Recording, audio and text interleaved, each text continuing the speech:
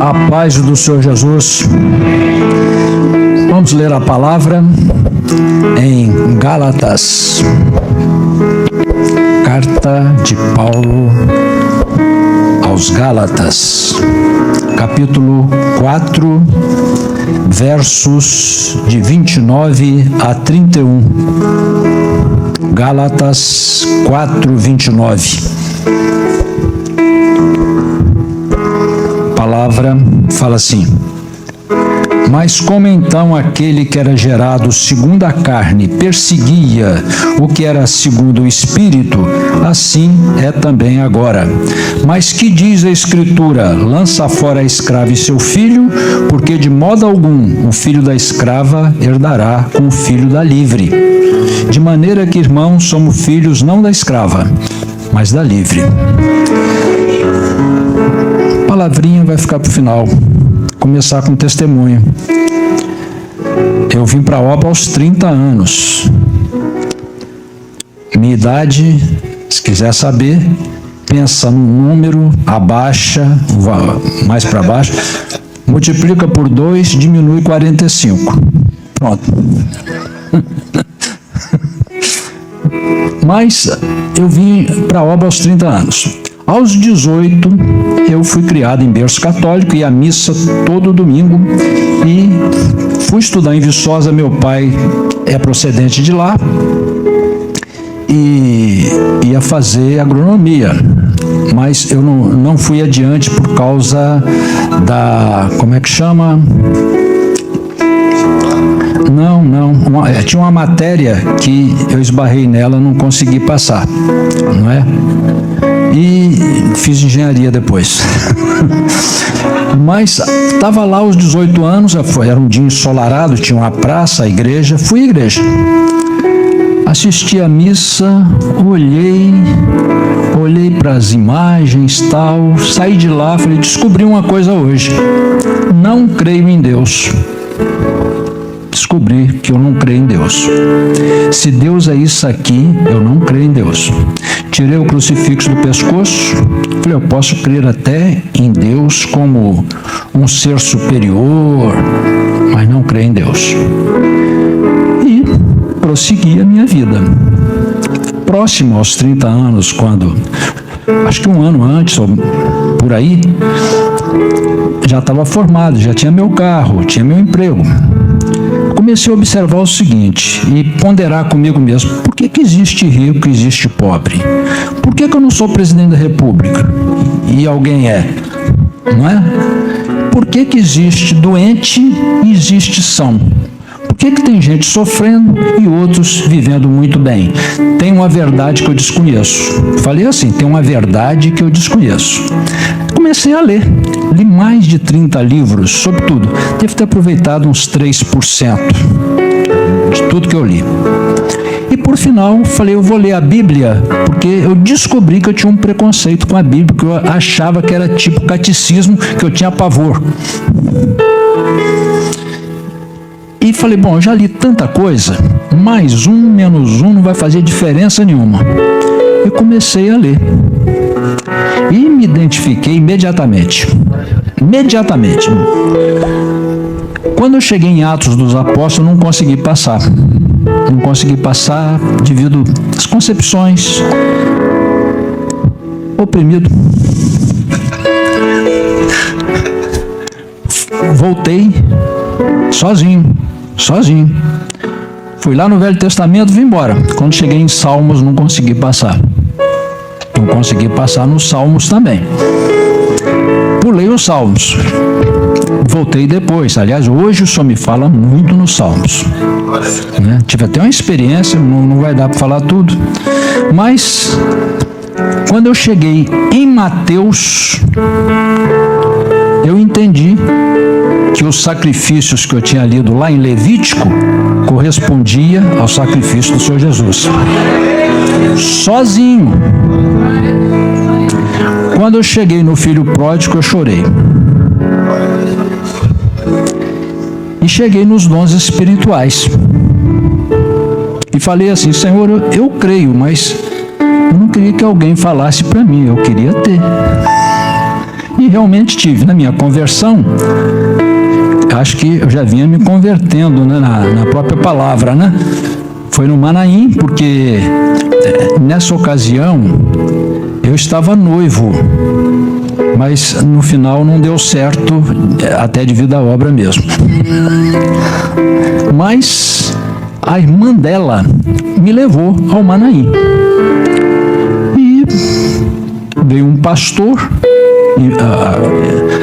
chegou até mim e perguntou se eu queria aceitar Jesus. Eu falei, eu já aceitei há muito tempo. Mas você quer confessar? Quero. Orou por mim, eu caí num pranto. E tive uma visão, mas eu só soube que tive a visão 3 meses depois. Porque eu não estava em condição de compreender. 3 meses depois, a visão foi o seguinte, que quando me ajoelhei e orou por mim, vieram 2 anjos com um balde de prata desse tamanho, derramaram sobre mim. Então, essa foi a experiência da minha conversão.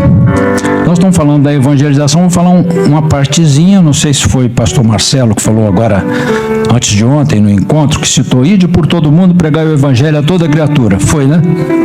Acho que foi. Pois é, peguei esse verso e falei assim, vou começar lá em casa. Preguei a palavra para todo mundo lá em casa. A maior confusão que eu arrumei na minha vida. Arrumei uma confusão de todo tamanho. Corri para o meu quarto, fechei a porta e falei, Senhor, já sabia consultar a palavra. Senhor, a palavra diz que é para pregar a palavra. Eu preguei a palavra. É para pregar ou não é para pregar? Aí o texto foi em Ezequiel, né? Eu farei que a tua língua se pegue ao teu paladar e ficarás mudo. E não lhe servirá de varão que repreenda, porque casa rebelde são. Mas quando eu falar contigo, abrirei a tua boca e tu falarás. Então, compreendi que era para falar, mas na direção do Senhor, não era para falar de qualquer jeito. Eu aprendi até, teve uma ocasião que viajei com uma pessoa, eu orei antes, o Senhor abrir as portas, foi preciso parar o carro, ela ficou de tão interessada. Então é preciso um preparo. Os irmãos estão lembrados aqui dos nossos meses aqui que oramos pelos diversos motivos? Madrugada, jejum, oração meio-dia e depois evangelização. Por quê? Você pode, por exemplo, escolher uma pessoa no primeiro dia, madrugar por ela, jejuar por ela, orar por ela e depois você fala. É igual os muros de Jericó, né? Você rodeia, ora, busca o Senhor, na hora que você gritar, o Senhor vai operar. Aí são os diversos meses da evangelização, né? Estamos agora na evangelização dos jovens. E por último, a outra parte, eu escolhi 3 partes. Meu noivado acabou. Eu fiquei solteiro, fui ungido solteiro e ordenado solteiro, porque estava nos primórdios ainda da obra, depois que a doutrina veio, mas também tinha condições diferentes. Por exemplo, nós tínhamos o pastor Jonas naquela ocasião, que não temos hoje, não é? E quem não conhece, procure conhecer. Foi meu pastor Jonas, e eu tive um sonho que pastor Jonas chegava num jipe e queria me levar a um lugar, porque tinha uma moça que ele disse que era minha escolhida. Aí uma pessoa falou, ela tem o dobro da sua idade, hein? Eu falei assim, olha, pastor Jonas, ele não discerniu esse negócio direito. Aí, no jeito dele, ele falou assim, mas rapaz, o senhor quer te dar uma bênção, o que você está esperando? Ele falava assim, né? Entrei no jipe com ele e fui no lugar que ele ia me levar. Ele para mostrar que era, e eu para mostrar que não era. Chegamos num determinado lugar, eu só vi o fundo de uma casa onde tinha 2 coqueiros no fundo. Entramos pelo fundo, entramos na cozinha, entramos no quarto, aí a moça estava lá. E eu disse para ela, eu estou vindo aqui para você dizer ao pastor Jonas que não é nada disso que ele está pensando. E ela falou assim, glória a Jesus. Estou orando há 2 anos por isso. Aí foi levado para o presbitério e o presbitério discerniu que se tratava de uma igreja que estava orando por um pastor. Não é uma igreja antiga que estava orando por um pastor e que era Guarapari. Foi minha primeira igreja, passei 5 anos lá e pastor Jairo era o pastor da igreja de Guarapari. E pastor Jairo, já sabendo de tudo, que estava na comissão, me levou porque ele ia consagrar um salão em Jabaraí. Chegamos lá, era uma casa alugada. Quando eu olhei para o fundo, estavam os 2 coqueiros que eu tinha visto no sonho. Saí quietinho, fui andando, entrei no lugar da cozinha, entrei no quarto onde eu tive no sonho. Aí fiquei sabendo que o Senhor realmente separou aquela igreja para mim. Tudo que o pastor quer é saber que o Senhor colocou ele naquela igreja. Porque sabe que Deus vai operar, não é? E que o Senhor vai operar maravilhas. A igreja tinha 30 membros. O Senhor curou uma pessoa, vieram 15 pessoas a mais para a igreja. Bom, eu entrei nesse assunto quando eu falei aqui aí como foi depois? Bom, eu vou falar uma pequena palavra sobre essa parte do relacionamento dos servos, porque eu entrei no assunto e ficou pela metade, porque não era nada da minha escolhida, né? Era uma igreja, não é? Mas o texto que lemos, Sara era mãe de Isaac, que foi gerado pelo milagre de Deus. O Senhor não tirou Israel das outras nações. Deus fez o milagre. Israel é um milagre de Deus. Isaac é um milagre.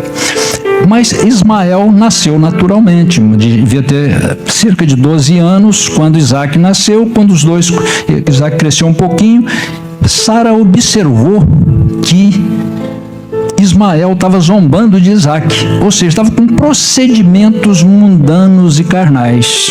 Quando ela observou isso, tirou Isaac de perto dele e mandou despedir Agar, que era mãe de Ismael, juntamente com Ismael. Então é o seguinte, a palavra nos mostra que o procedimento dos servos, todos nós aqui somos um milagre de Deus, porque nos convertemos a Deus. Aconteceu um milagre na nossa vida. Então nós também precisamos seguir na direção daquilo que é espiritual. E essa parte de namoro, casamento, entra muito a parte humana. E a palavra nos mostra que precisamos realmente ser espirituais, precisamos ter todos os cuidados com relação a isso. Os irmãos vão entender melhor. São questão de procedimentos, os procedimentos são diferentes. O procedimento dos servos de Deus é diferente do procedimento das pessoas do mundo. Eu poderia dar o seguinte exemplo. Há 100 anos, como um casal se relacionava? Tinha uma forma muito respeitosa, não é? Hoje em dia, não tem barreiras. E eu pergunto, qual dos dois será o procedimento dos servos? Já digo logo que nenhum dos dois, porque o padrão para o servo está na palavra de Deus. Então nós precisamos seguir o exemplo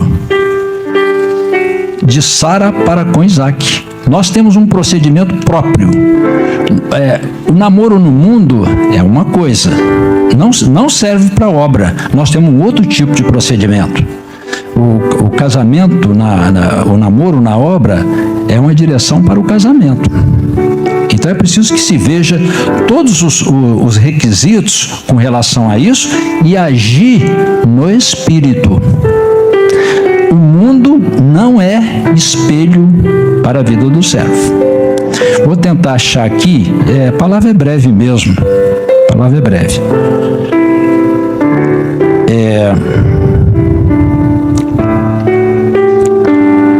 Bom, embora sejamos espirituais, tem coisas fundamentais inerentes à nossa humanidade. Por exemplo, o Senhor revelou que a sua escolhida é fulana. Isso não funciona. Você sabe por quê? Eu vou explicar por quê. Se não houver a parte humana, sentimental, não tem revelação que coloque isso em ordem. Não é? Adão olhou para tudo, não viu nada que correspondesse. Então Deus fez uma mulher exatamente que correspondia aos anseios dele. Então a primeira parte é essa, mas só que isso não é suficiente.